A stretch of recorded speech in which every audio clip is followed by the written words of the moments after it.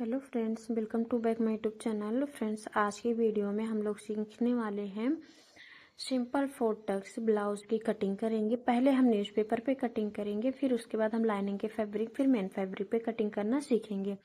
लेकिन उसके पहले आप लोग से छोटी सी रिक्वेस्ट है, अगर आप लोग मेरे चैनल पे नए हैं तो प्लीज़ चैनल को सब्सक्राइब कर लीजिएगा और बेल आइकन को ज़रूर प्रेस करिएगा, जिससे मैं सिलाई से रिलेटेड कोई भी वीडियो मैं अपलोड करूँ आप लोग के पास तुरंत नोटिफिकेशन पहुँच जाए।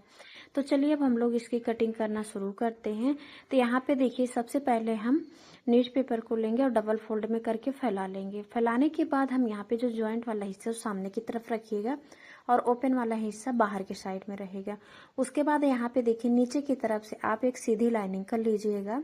सीधी लाइनिंग करने के बाद उसके बाद आप यहाँ पे अपने ब्लाउज की टोटल लेंथ लीजिएगा। जो आपके ब्लाउज की टोटल लेंथ रहेगी उसमें आप यहाँ पे 1 इंच से एक्स्ट्रा या फिर आप 1.5 इंच मार्जिन ले सकते हैं, क्योंकि यहाँ पे देखिए आपका 1/2 इंच सिलाई में चला जाएगा और 1/2 इंच यहाँ पे आपका नीचे की तरफ फोल्ड में चला जाएगा। तो यहाँ पे हम 1 इंच एक्स्ट्रा लेंगे, ठीक है। तो यहाँ पे हमारी ब्लाउज की टोटल लेंथ थी 13.5 इंच, तो यहाँ पे हम 14.5 इंच लेंगे। तो दो जगह जब हम इस तरीके से मार्क करेंगे तो हमारी शोल्डर वाली लाइनिंग एकदम सीधी आएगी।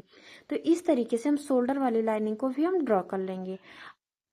अब यहाँ पे देखिए, हम अपने शोल्डर के लिए मार्क करेंगे तो शोल्डर हम यहाँ पे अपना 5.5 इंच रखेंगे, क्योंकि हमारा यहाँ पे 11 इंच आएगा तो तैयार हमारा 10 इंच पे आएगा। तो टोटल हमारा यहाँ पे 5.5 इंच रखेंगे। तो शोल्डर हमारा 5.5 इंच हो गया और आर्म होल के पास हम यहाँ पर भी रखेंगे 5.5 इंच से थोड़ा सा ज़्यादा रहेगा, मतलब कि यहाँ पे आपका रहेगा 5.75 इंच। उसके बाद यहाँ पर भी आर्म होल वाली लाइनिंग को ड्रॉ कर लेंगे। उसके बाद यहाँ पे चेस्ट के लिए लाइनिंग को हम यहाँ पे ड्रॉ कर लेंगे। तो यहाँ पे इस तरीके से हमारी लाइनिंग ड्रॉ हो गई है। अब यहाँ पे देखिए, सबसे पहले फ्रंट के लिए भी हम मार्क करेंगे, तो 1/2 इंच अंदर की तरफ मार्क कर लेंगे इस तरीके से। उसके बाद यहाँ पे फ्रंट वाली लाइनिंग भी हम सीधा कर लेंगे। सीधा करने के बाद अब हम यहाँ पे जो हमारा फ्रंट वाला है यहीं पे इंची टेप को रखेंगे। तो फ्रंट के लिए हम 1 इंच और बैक के लिए 1.5 इंच। तो यहाँ पे इस तरीके से मार्क करेंगे। तो यहाँ पे इस तरीके से हमारी मार्क कंप्लीट हो गई है। अब हम अपना यहाँ पे चेस्ट के लिए मार्क करेंगे। चेस्ट का हम सीधे सीधे 4 पार्ट रखेंगे, तो 36 का आएगा, सीधे सीधे 4 पार्ट 9 इंच आएगा। तो 9 इंच मार्क करेंगे चेस्ट के लिए, 2 इंच हम मार्जिन के लिए लेंगे। उसके बाद हम यहाँ पे कमर के लिए मार्क करेंगे। तो कमर हमारी है 31 इंच, तो यहाँ पे 31 का 4 पार्ट आएगा 7.5 इंच। और यहाँ पे देखिए 1 इंच मार्जिन डॉट के लिए लेंगे, 2 इंच हम यहाँ पे मार्जिन के लिए। उसके बाद हम यहाँ पे चेस्ट वाली लाइनिंग वेस्ट वाली लाइनिंग से मिलाएंगे और मार्जिन वाली लाइनिंग मार्जिन वाली से मिला लेंगे। इस तरीके से हमारी यहाँ पे लाइनिंग दोनों ड्रॉ हो गई है।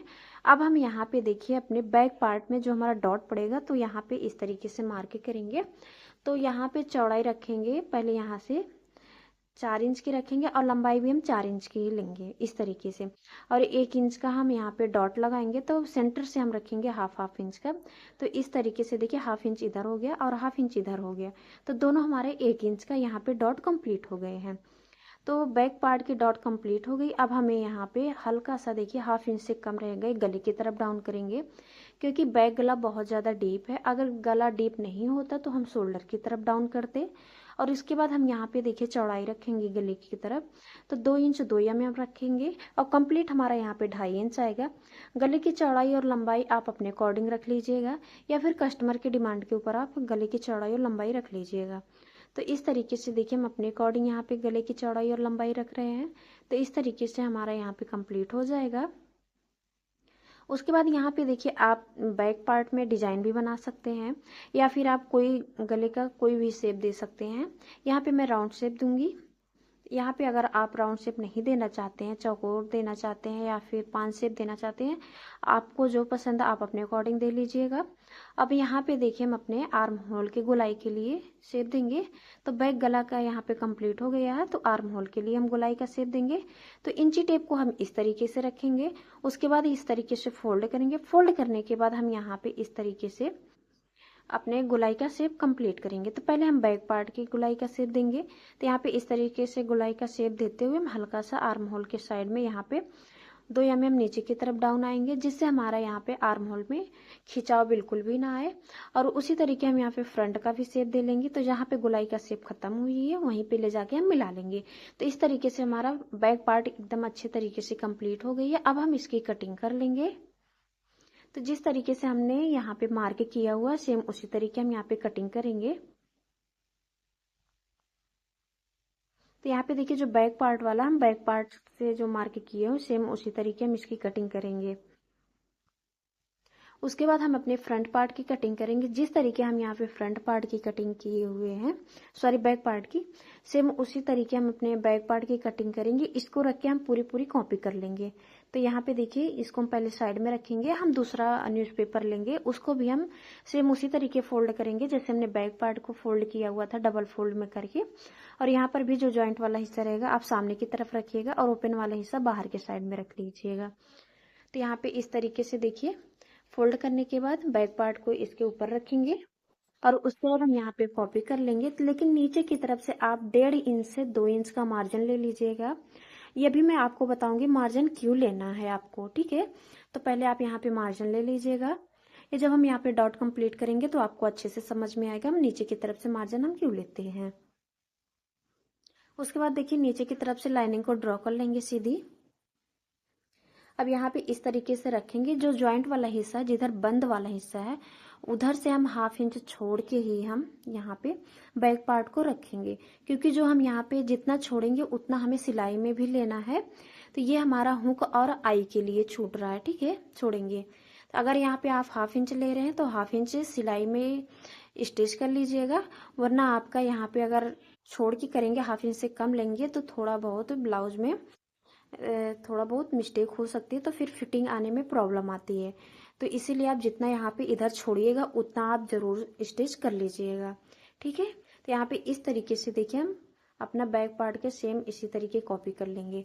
तो यहाँ पे आर्म होल वाला जो हमारा है तो फ्रंट पार्ट में इस तरीके से हम इसको इस तरीके से फोल्ड करेंगे और इस तरीके से मार्क कर लेंगे। और इसके बाद यहाँ पे फ्रंट का भी हम शेप देके कंप्लीट कर लेंगे। तो यहाँ पे इस तरीके से देखिए हमारा फ्रंट वाला शेप कंप्लीट हो गया है। अब हम यहाँ पे अपने फ्रंट गले का शेप देंगे।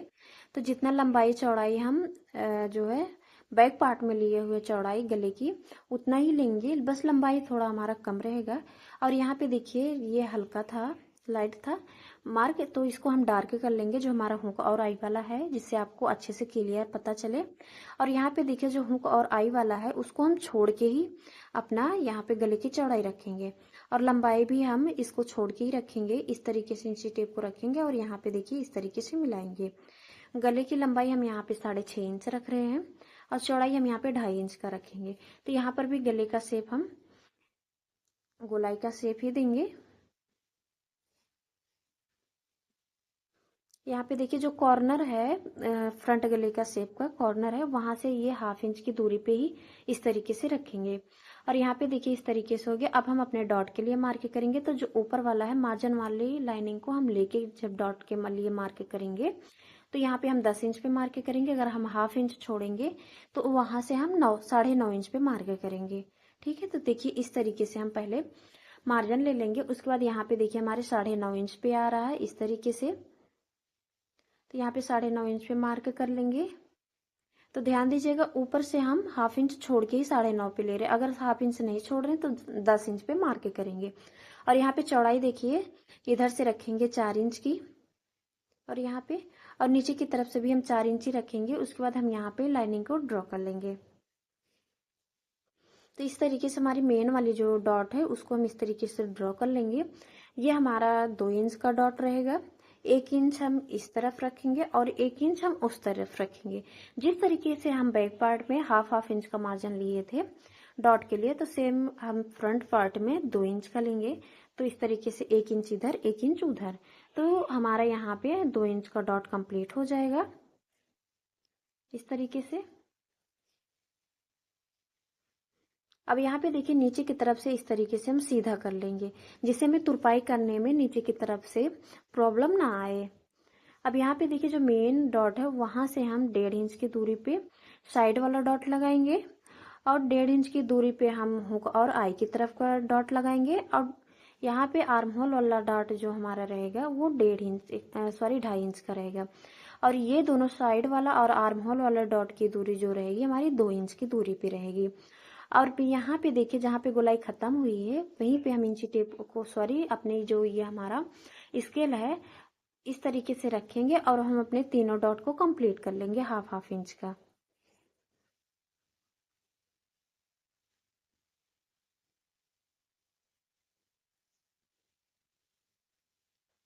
तो यहाँ पे देखिए इस तरीके से साइड वाला भी डॉट कंप्लीट हो गया है। अब हम अपने हुक और आई वाले की तरफ का डॉट कंप्लीट करेंगे, ये भी हमारा हाफ इंच का ही रहेगा। अब यहाँ पे देखिए इस तरीके से हमारे डॉट कंप्लीट हो गए हैं और ये हमारा देखिए सेंटर पॉइंट है। इस तरीके से फ्रंट वाला हमारा कंप्लीट हो गया। अब हमें मार्जिन लेना है, तो ध्यान दीजिएगा हमें मार्जिन जब लेना रहेगा किस तरीके से लेना है।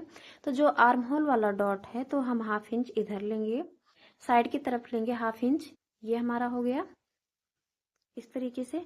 अब यहाँ पे देखिए जो हमारा ये वाला डॉट है तो मेन वाला जो डॉट है तो इस तरीके से हम यहाँ पे 2 इंच का मार्जिन ले लेंगे इस तरीके से। और ये जो हमारा साइड वाला डॉट है जो नीचे की तरफ से हम 1.5 इंच का मार्जिन लिए थे जब हम मार्क कर रहे थे तो 1.5 इंच का मार्जिन लिए थे, तो हमारा साइड वाले डॉट में ये हो जाएगा यहाँ पे। तो इस तरीके से हमारा यहाँ पे प्रॉपर कंप्लीट हो गया है। जब हम डॉट लगाएंगे तो कवर हो जाएगा हमारा।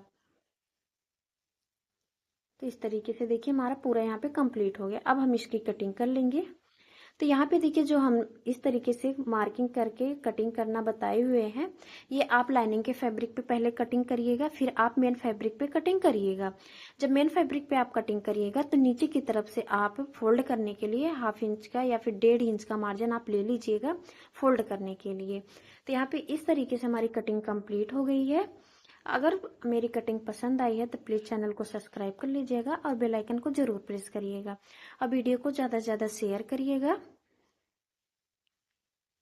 अब हम आप लोग से मिलते हैं नेक्स्ट वीडियो में। चैनल को जरूर सब्सक्राइब करें। धन्यवाद।